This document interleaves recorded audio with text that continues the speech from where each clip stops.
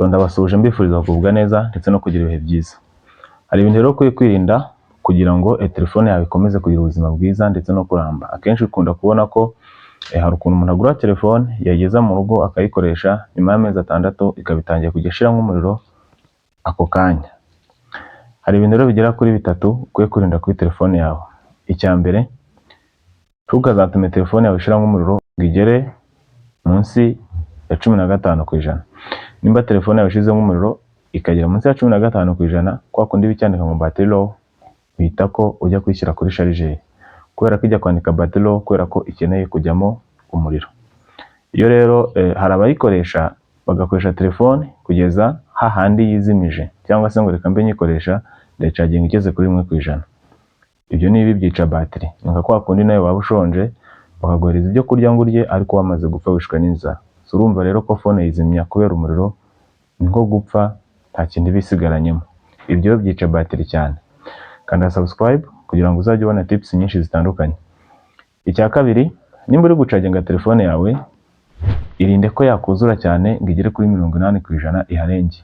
Byibura igomba gufatira hagati ya 80% ndetse na 90%. Iyo irenze aho ngaho uba utangiye kwica battery yawe n'ubundi.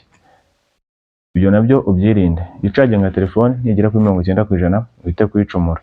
Ku bantu bakoresha iPhone cyangwa se Samsung, hari akantu kaba muri telefone kitwa battery optimization. Kari akantu igiye ukagataninga on, telefone yawe igeze kuri 80% ihita ihagarara. Hanyuma icya gatatu, niba ugiye gucaginga telefone yawe, mukunda kubona ko abantu benshi bacaginga telefone bagiye kuryama nijoro. Bya bintu ni bibi. Ubyuka usanga yagiyeho 100%. Telefone wagakwiye kuyicaginga byibura amasaha atarenze 3, yajyamo umuriro byibura 90% ugahita icomora.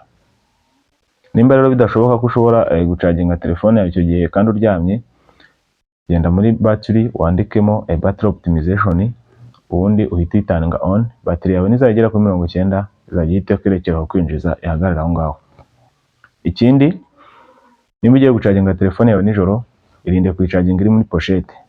Ikoremo pochette ubundi ujye wayibona kuyicaginga.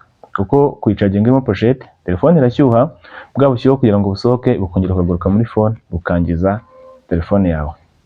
Kane, irinde gukoresha telefone yawe iri ku muriro, kubera ko ibi nabyo byica telefone cyane ndetse bishobora no kwangiza n'amagara yawe. Aha ngaha harimo no kuba telefone yaguturikiraho. Amakosa akomeye abantu bakunda gukora no kuvugira kuri telefone iri ku muriro, no kubera ko ngo aribwo babonye umuriro kandi bashaka kuvuga. Uko byagenda kose nta bintu uri kuvuga biruta amagara yawe. Gukoresha telefone iri ku muriro bisa no kwiyahura. Tuzigere na rimwe wongera kubikora nimba ujye ukora iryo kosa. Twibagirwe gukanda subscribe, gukora like ndetse na comment uduhe igitekerezo cyawe. Imana ibarinde.